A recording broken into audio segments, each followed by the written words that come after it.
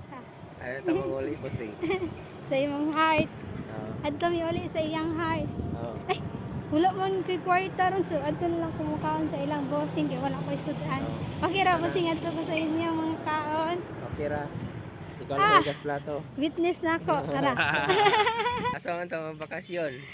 Ah, Siargao ni o Palawan o Boracay.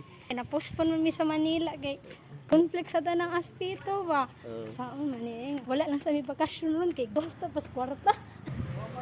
Kasi mga masulti ni Gwen ang ilang plan. Successful ba or maayo? Okay ra, ihabitan ang problema niya. Muwara ng problema Gwen. Ay, siguro po Unta dili na siya makakuan sa good way dining ba? Maapil